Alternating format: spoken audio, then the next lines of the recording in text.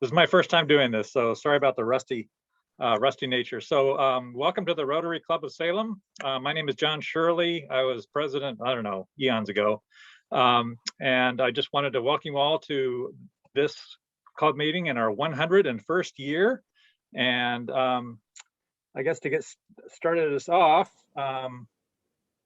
if you could let me know if you have any members, if any members have any guests, or if there are any visiting Rotarians who are here. And I'm not sure how we find those out, but I guess I'll go into the chat or something like that. So let's see. Enzo has a guest. Okay, thank you. Go ahead and introduce your guest, please. Great. Hi, my name is Vincenzo Maduri and with Enlightened Theatrics, and I am introducing Jonathan. Now I'm spacing on your last name. So sorry, Jonathan. And he is the Director of Development and Community Engagement at Liberty House. There we go. Jonathan Partridge, everybody. He's here on behalf of me and Allison. And Allison Kelly from Liberty House was not able to be here. So thank you for coming again, Jonathan. Yeah, thanks so much, Vincenzo. Any other guests? Okay. If you have any announcements, would you please put them in the chat, and we'll get to those in just a couple of minutes. And oh, I forgot to ring the bell to start this meeting. Let me do that. There we go. I don't know if you could hear that or not. So we are officially underway. Could we, Jessica, if you could fly the flag, and we'll do the Pledge of Allegiance.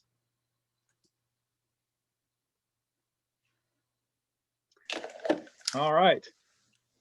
I pledge allegiance to the flag of the United States of America and to the republic for which it stands, one nation, under God, indivisible, with liberty and justice for all. All right, thank you. Julie has the invocation, I believe. Are you there, Julie? Yes, I am. Okay, take it away. Hey, so in light of us talking about funding and Rotary and our dollars, I want us to just take a moment and listen to a request for God to increase our generosity. So bow your heads with me, or however you would like to participate in the invocation. Increase our generosity, God. Teach us to be generous. Teach us to serve, to give and not count the cost, to look not for a reward.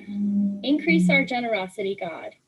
Give us a willingness to give, not just of money, but also of gifts and talents, time and energy, to make this world and our city a beautiful place to live. Increase our generosity, God. May our offering, large or small, truly be a blessing for all. Amen. All right, thank you, Julie. That was great. Okay, so let's see. We have a student of the month, and Narissa, I don't know if you're here or not, but if you are, okay. Do you have somebody here to introduce you? I do. Brody Cavallo. I'm right here. Okay. So I'm Brody Cavallo. I'm the assistant principal and athletic director at North Salem High School. And it is my pleasure to introduce Narissa Thompson, who is one of our exemplary North Salem students. She's a senior at North. She is a track star extraordinaire. One of the fastest kiddos in the state, for absolute sure. She was part of our 2019 state track championship team, a huge part of that. And then with COVID and all that, we expected big things from them last year, but they didn't get that opportunity. And they are currently running track right now. And she is once again one of the fastest girls in the state. So very excited to introduce Narissa. Very good. Okay, Narissa, I guess since we don't have any other guests to introduce, why don't you go ahead and get started and tell us about what you've been up to? I guess I'll take it away. Yeah. I want to thank you guys for naming me Rotary Club Spring Athlete. I was really surprised because we haven't had much of a season this year, and really none last year due to the pandemic.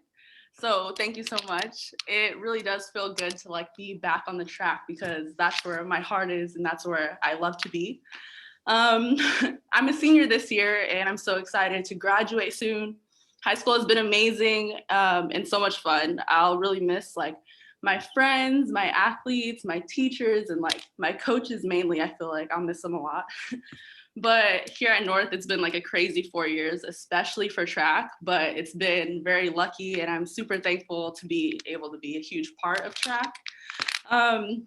I feel like I'll mainly, I think I'm gonna miss like being just there and being able to compete against like other schools because I did grow like a lot of friendships being out there and being able to talk to like other, like my competition, I guess. I grew like a huge friendship with them and we'd like talk over the internet and stuff. But let's talk about, I feel like maybe college. I do plan on continuing my track career, but I'm not exactly sure yet. It's really stressful to think about because especially not having my junior year, it's been really tough. But I definitely do plan on continuing my track like career. I'm not really sure where at yet this time because I feel like I haven't thought about it too much, but now it's crunch time. So here I am stressing out. But I know it's really something exciting that I plan on doing. And I'm excited to be able to go out there and compete in college. But for one thing, I know for sure is that I want to major in marketing and like entrepreneurship and such type stuff like that. Because one day I want to be, I'm not sure what I want to be when I grow up, but I want to have like my own business. I feel like that'd be really cool. If I were to go to college, it'd be somewhere out of state. I mean, U of O, I'd consider U of O, but I would like to be somewhere far out. I really want to thank you guys again for having me and choosing me as your spring athlete.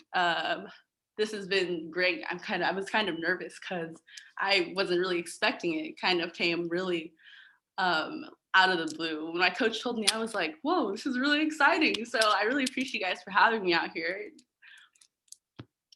I can add just a little bit before I move on. I didn't mention it in the preview there, but Nerissa is also an excellent student and part of a long line of Thompsons who are just fast. Her sister, Malia, was also part of that state championship team in 2019.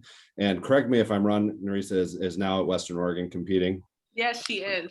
Okay, she made a move recently. She went out of state initially, but super fast, great kids. And then there's a new addition to the North Salem family, which is her little brother, Damari, who's also doing very fast things. So we're excited about all of them, and it makes it a lot easier because they're all just great kids from a great family. So exciting. Well, Nerissa, congratulations on being named the Student of the Month and for coming up with your little talk on such short notice. Right, I'm kind of doing everything off the top of my head. Yeah, no, that's great. I think you've got a great mind to go along with your fast legs, it sounds like. Yeah, so seriously. Thank you so much, you guys. Thank you for having me here. Yeah. We'll be giving you a certificate and a challenge coin, so be looking for that to come your way, and we're looking forward to hearing about the next chapter in your life. Awesome. Thank you. Thanks, Nerissa. All right. So let's see. Do we have any club announcements? I'm not even sure where the chat is on this thing. Got one, John? Ken Oh. has one. Ken? Okay, go ahead. Yeah, I just want to let everyone know that we found out this morning that the club huddle that we planned for this Friday over at the job site has to be postponed. Dalkey Construction let us know that they've got a concrete pour going on at that time, and there will be a lot of extra equipment around, and it just wouldn't be safe to have a number of extra people on site. So the club huddle over at the construction site will be postponed until Friday, May 14th.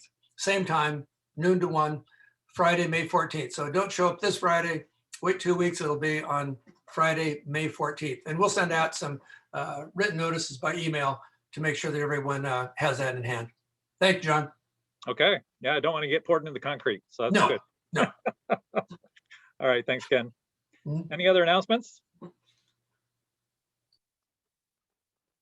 All right, I'm not seeing anybody. So next, I guess we would have bell ringers with Trisha. Hello, thanks, John. So I searched my email looking through the chat box and I don't see any that have come up for this week. So if I missed you in my email, please either jump in or put it in the chat. And while you guys are thinking about that, I'll start us off with a bell ringer for myself. And it's really, I'm sitting here thinking just all that's going on right now with spring and getting ready for summer. And I was asked about a goat update. And so I was thinking about the farm and the baby calves we have right now and the duck eggs and everything. And it really just hit me that life is so resilient. Personally and professionally, there's so much going on. And so I want to ring the bell for really for the youth that are marching on in the face of adversity. It's the last week for us here at Rotary during April. And April is Child Abuse Prevention Month. And so I'm thinking about all of the youth and the kids that have just been so resilient in the face of harm and tragedy. And thinking about the youth that we know at work, home use services, the drop-in downtown. Just last week, we had a 12-year-old that was sleeping outside on our sidewalk because of trauma at their home. And so just so much going on. And I'm just very appreciative and want to support the youth in building their resiliency and overcoming these challenges and hopefully moving on to a brighter season as we switch from fall into or winter into spring. So that would be my bell ringer for the youth of today that are being so resilient. So ring the bell, please. And then I'm looking through the chat and it looks like Miss Chain has a bell ringer and Miss Pam. So let's start with Miss Chain. Okay, so I'm ringing the bell for Chuck Swank, our club's treasurer. Not only has he agreed to do the program today, which I really appreciate, but has been such a fabulous steward of our club's resources, and we just owe him a debt of gratitude. So I'm ringing the bell for Chuck Swank. Does anybody want to join in on that bell ringer? We should. I'll ring it for Chain. Ken raised his hand. Ken? I'll join that one. Can I call you back? All right. All right. Our next one that we have in our chat looks like Miss Pam. Okay. Also for Chuck, and this is lighthearted. This is not serious. Okay. For our speaker, Chuck Swank, I'm wondering if any of the other eBlast readers connected the mug-like photo that he submitted and we put up there with the program description that he also submitted that reads, have you ever wondered where your dues money goes? What about the dollars from experiences and contributions you make at our annual fundraising event? My job is to tell you how I've spent your money. I just, for some reason, thought with his little photo like a mugshot and he's in away with the money. I'm sorry. Sorry. I hope I just mean it in a funny way. That struck me as fun. So there we go. All right. Thank you. Okay. President John and Tricia, I was waving my hand for Chuck. Oh, yeah, I'm seeing a number of them pop up in the chat. So if you want to join in on that one, go ahead and sign up on the chat and I'll just ring the bell a couple more times here. I'm sure there's lots more. Yes, we have Jason from Divine Distillers and Miss Kim is also joining in there for Chuck and Claudia and Larry and Tim. Chuck, it looks like you have a lot of friends in this group. You are very loved, sir. They just keep pouring in. Yeah. We're lucky to have them. We are. Was that the last of the bell ringers? It looks like it. Okay. Well, we are just flying through this, probably because I don't know what I'm doing. So, Chain, are you ready to start the program? Yes, I am ready. Okay. Thank you. All right, take John. it away. Thank you. Okay, so this program is one that I've been looking forward to for a long time, and Chuck is just a trooper to agree to do it. And there really is no one better to do this program than our own club treasurer. So I thank Chuck again for that. But first, the virtual head table, and Lauren, pay attention to this one. I have invited not one, not two, but 3 red badgers to sit at the virtual head table. so they can start knocking off those points. My first head table participant is Mark Shipman, who is a partner with Southfield Griggs. And if you need to let me know what that is, I'll tell you later. That is the firm that provides sound counsel for smart business. Mark's area of expertise is real estate and land use law with a side business in barbecuing. So welcome, Mark, at the head table. And then secondly, we have Cameron Hunt, who's a financial advisor with Edward Jones. I met Cameron, we were doing that hands-on project at Deepwood, shoveling bark. And I see this guy, and I said, hey, I'm Jane. He goes, I'm Cameron. And I said, oh, and I said, are you here with somebody? He goes, no, I'm a member. And I go, oh, that's right, okay. So I felt very awkward at doing that, but I got to meet you in person, which is unusual during these times of COVID. And last, but definitely not least, is Jason Greenwood, who is the owner of Divine Distillers. In addition to being a Red Badger and wanting him at the table, he contributes to one of my most favorite pastimes, which is the cocktail hour. So welcome, Jason.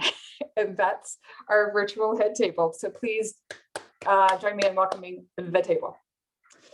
So on to our program. Chuck Swank, as you know, our club's treasurer, has been a member of the Rotary Club of Salem since April 1st, 1994, according to the website. Now, I could be off on that, but I think that's what it is.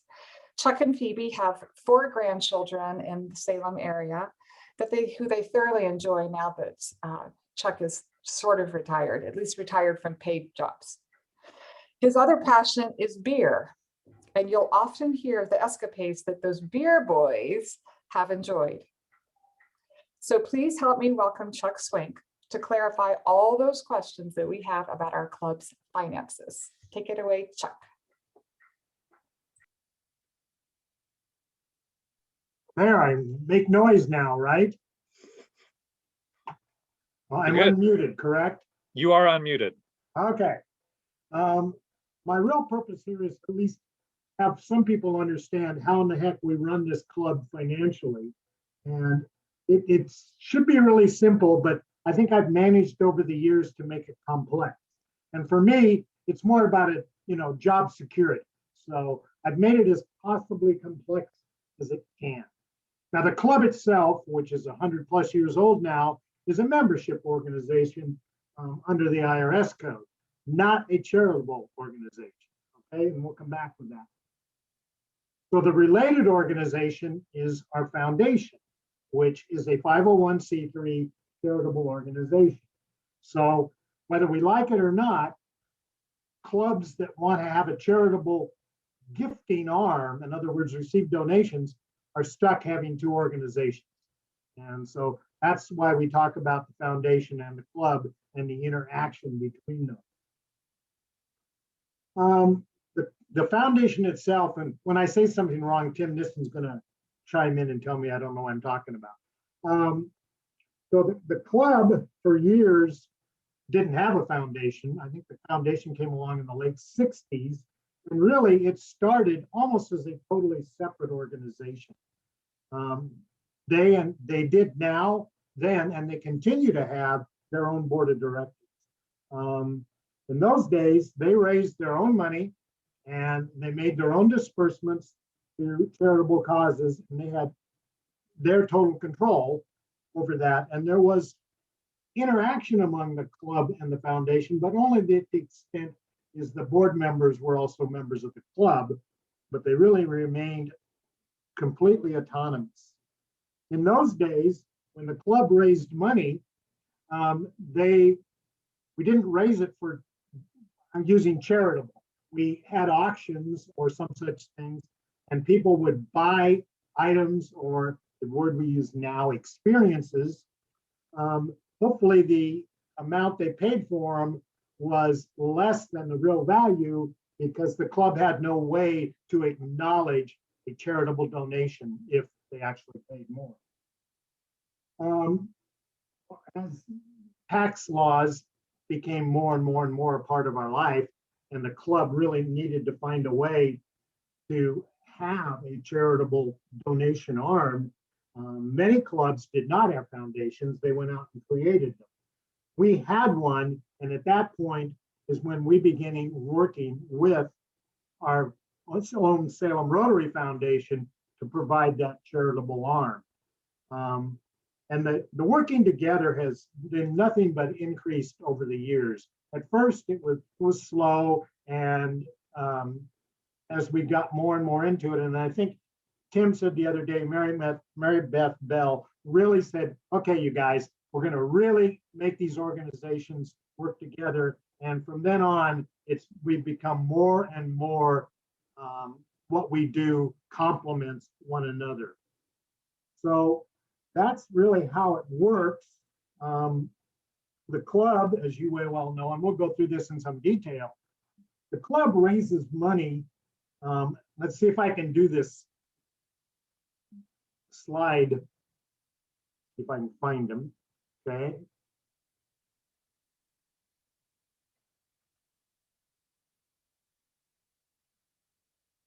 There. And now I need to, Jessica's probably gonna have to help me again.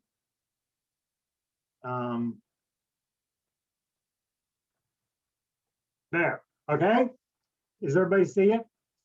Yep. Okay. Russ McCracken did this for me, and I said, make it look really complex, Russ. And he excelled at that. So up in the far left-hand corner, we have the club. And you can see below it is the foundation. And the club raises, club's money comes from dues and initiation fees and a few other small things. But our administrative part of it is dues. We also have fundraising activities, and the club's primary fundraising activity is our annual event that we missed this year in February, where we did have a big event with the purpose of raising money.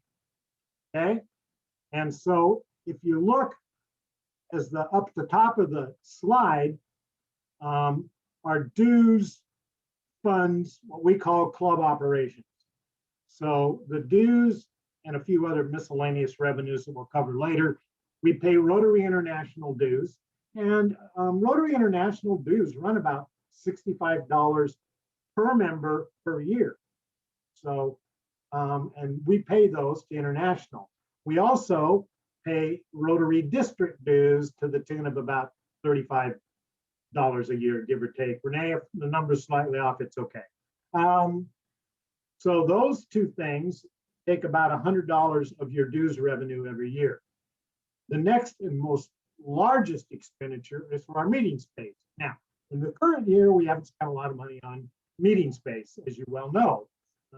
We do have some fees, Zoom fees, but yes, we have not paid meeting space. Our meeting space, when and if we go back to it, runs us about $350 a week. So meeting space is not cheap.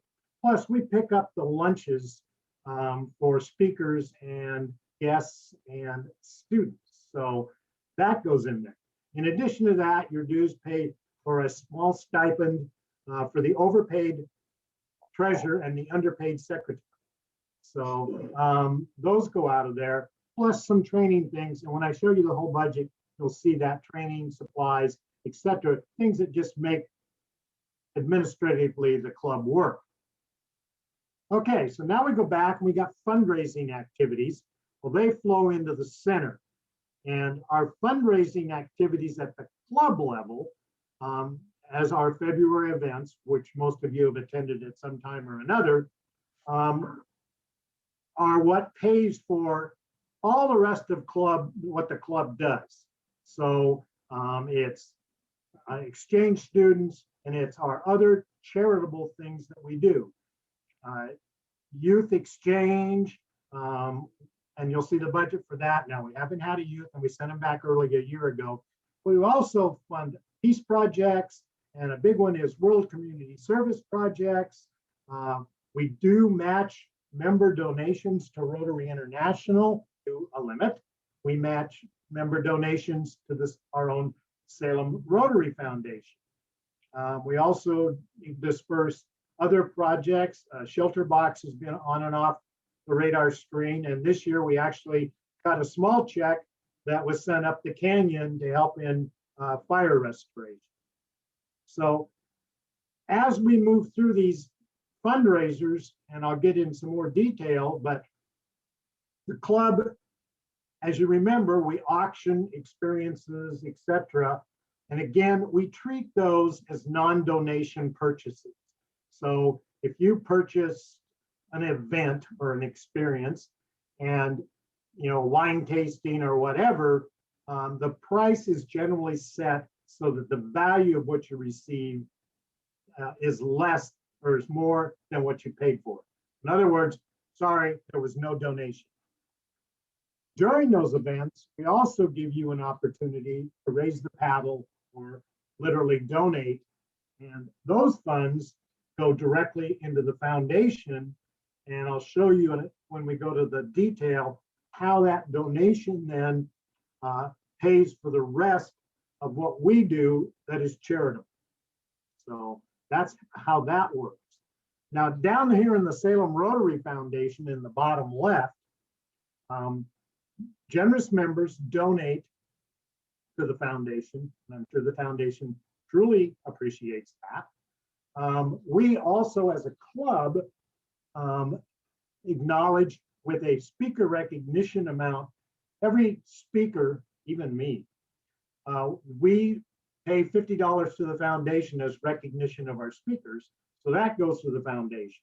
We also match, as I mentioned earlier, member donations to the foundation up to a limit.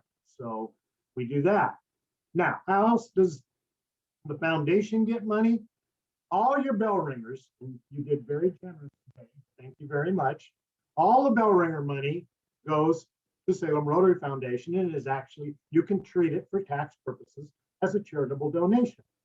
So that's, they raise in excess of $6,000 a year, although I think it's going to be much higher than that this year. They also at times get major gifts, but generally it comes from club members. That's where the foundation money comes from. And from those of you that follow the foundation, they have achieved $1 million corpus. So they're thrilled. They made it before their goal they had set for it. And they are looking at how they go bigger and better. So what does the Salem Rotary Foundation do with all that money? Well, if you look clear at the bottom, they are a major help in our major project. Now, the last 3 years, our major project has been the amphitheater project. But before that, for those of you that go back far enough, we had a project every year. And such things as the pavilion at Waterfront Park was one of ours. And if you go back far enough, the playground at Waterfront Park was another project of this club. So annually, the club would select a project to get behind and attempt, and they've always been successful, which is great, attempt to raise enough money to fund that project that we have selected for the year. So it'll be interesting now as we go forward. We've had sort of a 3 years not selecting a project. So Ms. Griggs has her work cut out for her as we move into our next year, and the amphitheater project has been paid for. So it will be worked out. All right, I'm going to flip and look a little bit at detail of how we do this. There are 4 parts. You people who have been on the board are sick and tired of this, and I understand that. I live with it. I provide every month a 4-part financial, which has evolved over years, literally years of detail. And what I'm going to do is first I'm going to show you the operations page, and then I'm going to show you, I think I have the charitable and exchange student page next. And lastly, I'll show you the fundraising page, and then I'll come back and show you the summary, which brings that all together. Okay, I did June 30th of 2020 because number one, 21's not over yet, and 21's been kind of strange. So I thought it would be more interesting to see a full year. We were already in COVID by the month ended June 30th. So you can see that June wasn't a big month in 2020. And most months since then haven't been either. But let's go up to receipts. As I indicated earlier, membership dues are a big part. And you can see it there. We took in that year a little over $60,000. And we will see what that funds in a minute. We also take induction fees. We charge a small induction fee when people join. We used to charge late fees, but that's got to be more than we can handle.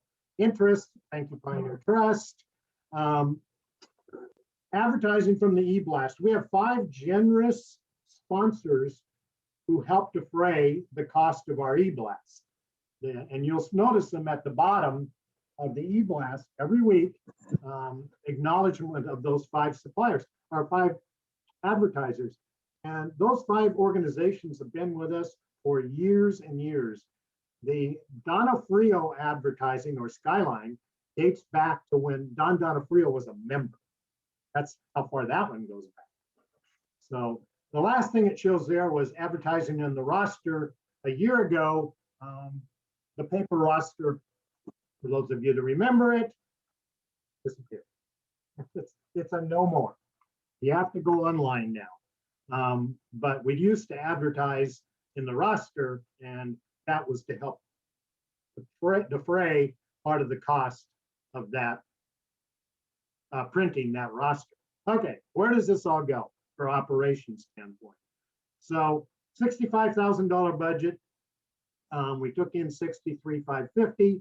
Where did we spend it? As you can see, I said earlier that dues to Rotary International and District 5100, our local district, account for almost $24,000 of the money we spend there. So it's a good hunk of that. By the way, good news to all of you.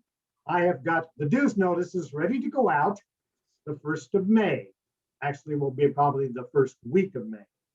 And I'm going to deviate for a minute and say, why do I send dues notices for July of 2021 out in May? Well, Rotary International used to be really nice to us and say, as long as you got your numbers figured out by September, life was good. And about 4 years ago, they said, no, whoever is still on your roster, in other words, at June 30th, whether they paid their dues or not, we don't care. You're paying us. So July 1, we get a bill from Rotary International, and about 2 days later, we get one from the district. And so it is very important to us that we know exactly who's a member and who's not a member by June 30th. And so I give you a little more than a month and a half so that we can get this all taken care of. So please, if you have a question about your dues, if you need to pay them over time, or if there's any other issue, let us know. And we're very accommodating, we just need to know. And communication, Zoom only, is a little more complicated than it was when I could basically tackle you when you walked into the meeting every Wednesday. All right, what else do we spend? Some supplies. In this year, we still had the roster. One of the reasons the roster went away, you can see, we took in $1,000 and we spent $1,700 printing it. We have some board expenses when the board activities or hosting certain activities. That's where that comes from. There's that overpaid treasurer and underpaid secretaries amounts below that. And then the biggest amount we spend after Rotary International and district is our meeting expense. It was budgeted at $21,000. We quit having meetings in March, or otherwise we'd be very close to that $21,000. The in-person meetings are great, love them, and wouldn't do away with them for a minute, but they're not cheap. And that's where we spend that. Annually, if they start having RI international conventions, we have pitched in $5,000 toward the incoming president to help defray their costs going to the RI convention, wherever it may be. Now, I don't know, maybe president-elects try to look at the, figure out where the RI convention is going to be, and they decide which year they want to be president. And some people have got to go to, Australia and Hawaii and Scandinavia, and then some people have gone to Denver or Chicago. So there you are. We also pay for president-elect training. We used to have some district events in person. We pay for those. And we used to have some fellowship events, but not so much anymore. So $65,000 budget coming in for operations. $70,000, we didn't spend it, so we were under budget, but $70,000, that's how we operate the club. Has nothing to do with the foundation. All right, next page. We'll do exchange students and charitable, doesn't make any difference. In the years when we have exchange students, we budgeted $7,200. We have to pay a fee for our inbound student, and we pay a fee for our outbound student. We also pay a monthly stipend of $125 a month for our inbound student. Now, again, they got cut short and sent back in this year. We would have spent most of that $7,200 if the student had been able to stay all year. And I understand, I think Dr. Etzel said, we're not good to go even next year with exchange students. So when I do the budget for 21, I probably won't have any exchange student in it. Okay, here is the heart and soul, in my opinion, charitable activity. Okay, and as you can see, we spent $126,000 on charitable activity in the year ended June 30, 2020. What do we spend it on? We make grants to local nonprofits for literacy projects. They've gone to the Boys and Girls Club. I believe they've gone to Liberty House. They've gone, you can just about name the organization that deals with child literacy. And over the years, we have dispersed. They represent about 4 literacy checks every year. That's where that comes and goes. Okay. And you can see a small number called the dictionary program. We used to put a dictionary in the hand of every 4th grader in Salem Kaiser. You remember those days, and some of you would volunteer and you'd go out with this whole bunch of boxes of paper dictionaries, wondering why are they still doing paper? That's another issue. That stopped 2 years ago. I don't know where it's going, but that was funded generously by you members. So it shows an actual credit. Whatever the cost was, the members' direct donations to help us disperse dictionaries was more than the amount that it cost us to buy and deliver those dictionaries. Okay, again, we got caught a little bit with COVID. The RILA got canceled. RILA is the young people going to camp, and I'm not a real good person on what RILA is. Someone may be able to help me someday, but we send young people to a camp, usually 3 people. It's about $800 a piece, and we sponsor them going. So that's where that comes from. Okay, World Community Service, a big part of our budget. And you've, over the years, watched us fund projects in Haiti and some of the South American countries and other places. And the World Community Service Committee, often in tandem with other Rotary clubs and or Rotary International, we fund certain projects.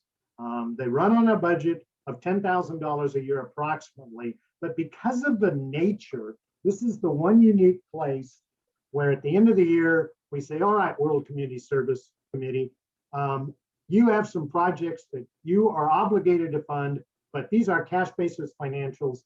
So how much are we still promised to fund to certain World Community Service projects? It was $3,800 they were committed to for what we call carryover in June of 2020. They only actually landed out spending $1,000. Again, COVID a little bit got in the way. Historically, we've funded the Peace Committee.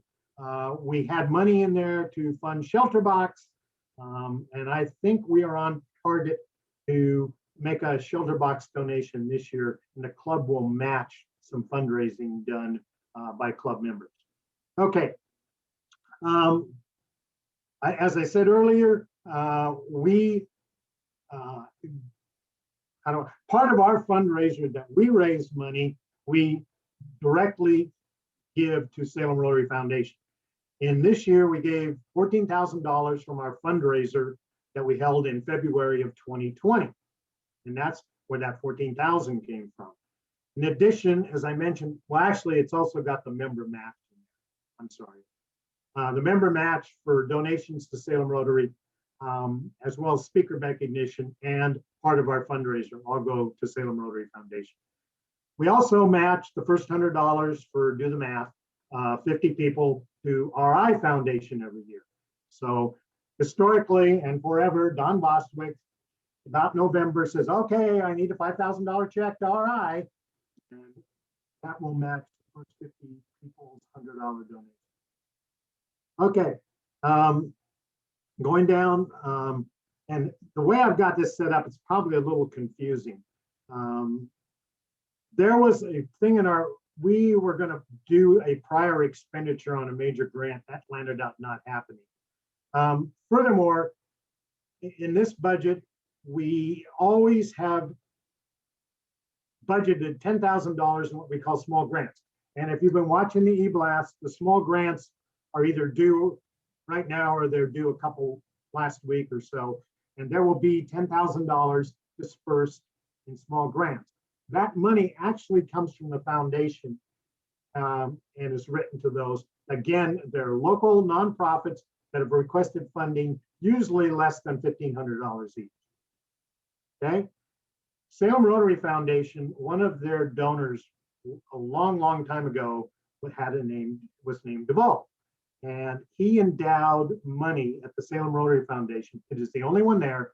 And every year, the Salem Rotary Foundation writes a check to a student for Chemeketa Community College, a $2,000 scholarship. Okay, so that's how that works. The big number in June 30th, 2020 was $96,000 that we dispersed to the amphitheater project. That represented money from our February 2020 fundraiser, as well as a contribution from our own foundation. And then we wrote, it wasn't a check, it was paper transfer, $96,000 went to the amphitheater project. And we'll talk a little bit about the amphitheater again. But that's how that works. Last thing that has any numbers, John Shirley, we tried with the Rio, you see we still have the Rotary Triathlon, but that didn't happen. Nope. Tree of Joy. Don Bostwick and her crew of absolute angels disperse a lot of gifts. And one of the things that you members do is contribute dollars. Some of you contribute gifts, some of you contribute dollars. And again, your generosity exceeded what Don could spend. We challenge her every year, but she couldn't spend everything you so generously donated, which is why that shows a small credit. We took in over $10,000, as my memory serves me, that went to buy gifts in addition to the people that actually bought gifts and donated those. So tremendous project that gets done every year around Christmas time. So that's where we spend it, okay? Now, how do we raise it? At the top is our February 2020 fundraiser. It wasn't our all-time greatest, but certainly one of our memorable ones. We took in 137,000, over 137, as you can see. And the contributions part are you people that raised your hand and said, I want to donate. I don't get anything back. I get a cash donation and I can take it as a tax deduction on my tax return. Well, that was almost $63,000. We appreciate that. those dollars actually migrate directly to the foundation, but we account for them. So, and obviously those dollars turned around and became part of that amphitheater donation. So there's where it comes from. Admissions, sponsors. When I say by event, those are people that bought experiences, wine tastings, etc. In reality, what happened to us this year, most of those experiences didn't happen. A couple of them did. I was lucky enough to go to Ken and Betsy Sherman's and drink wine before we all got shut down. But most of them didn't happen. And what we did through the diligent work of Tim Nissen, we contacted those people and we took anyone that bought an event or an experience and didn't get to partake. We converted those to charitable donations, and he issued charitable donation receipts, and we moved those dollars into the foundation so that those people, they didn't get what they bought, but they did get to get a charitable donation out of it. Okay, the last piece of that, because I'm running out of time. I thought I'd never be able to do that. We help with the foundation fundraiser by taking care of the sponsor money, and you can see that right there. That event a year ago actually only cost $400. So my last slide, this is how it goes together. I'll go fast. So we took in $212,908, and you can see the $35,000, which came from the foundation up there in that number. But our major fundraiser took in 113, and you saw the club operations earlier.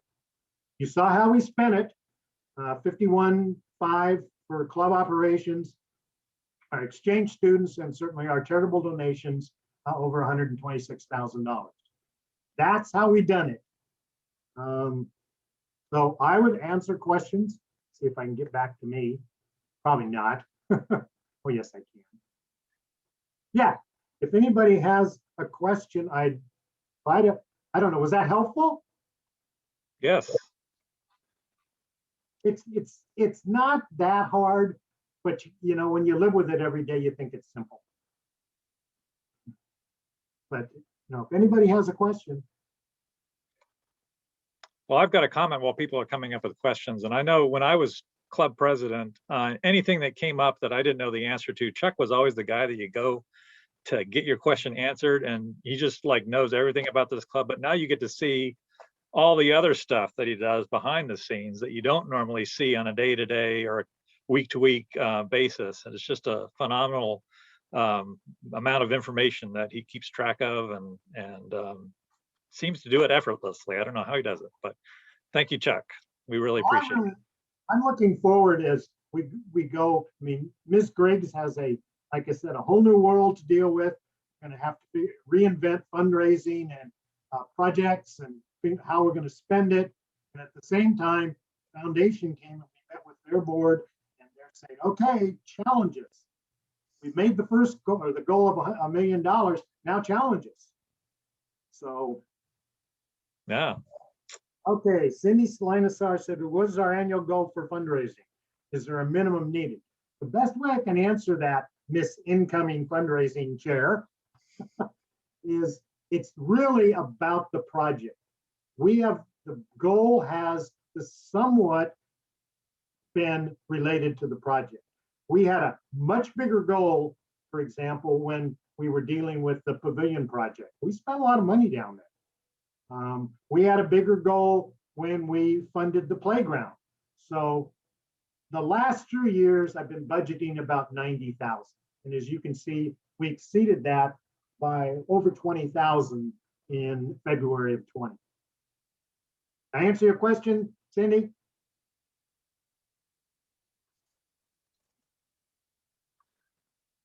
Yes, I did. Yes. Well, I either snowed you all with too many numbers, or I bored you all, or I answered all your questions. I don't believe that. I have one more question. So you said that based on the project is how the budget comes up for fundraising. So when do we determine the project, and how do we determine its value? And it has to be before we move forward with any fundraising. Correct. That's really up to the fundraising chair. I understand that. Remember, if you go back several years, we used to raise money in May, and we moved it from May to February, which accelerated it. But in the olden days, before we were building an amphitheater for 3 years, early in the new president's term, we had to get going and identify a project. And I think the board is going to look at that process and how it goes together. When we're a perfect place to do that, coming off 3 years of the amphitheater. But that was how we did it previously.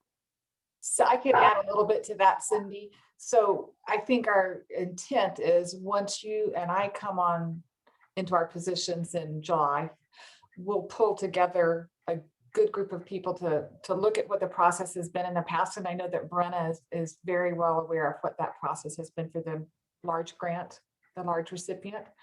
And we'll just see if we need to tweak that, what's comfortable for you. And your committee will set those parameters as a recommendation to the board. So we'll be communicating, at board meetings leading up to a final decision on who you would like to pick. And then we'll have a contribution from the Salem Rotary Foundation that helps fund that major project as well. So those dollars will be coming in also. So ambitious goal, we used to do $30,000, bigger. Now, Well, this is a club that gets things done. So there you go. Go figure. and you said, I want $90,000 is the goal we've been putting in there. Remember, it's just not that big project.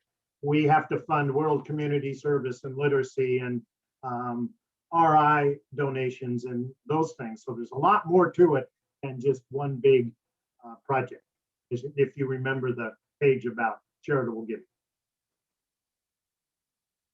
Yeah, I want to say that there used to be like a $40,000 budget for the big project, something like that, out of that 90 or 80 or whatever it was. And I'll push. It needs to get bigger because the foundation is going to be giving us at a minimum $35,000. We're begging for them to give us last year's that we didn't use. So we can get ambitious. Great. Any other questions for Chuck? Got off easy. All right. Well, Chuck, as you well know, we'll be making a donation in your honor to the Salem Rotary Foundation. And now we all know what that does as well. So thank you very much for your presentation today and for all that you do for this club, which is huge. So I hope it was helpful. Very, thank you.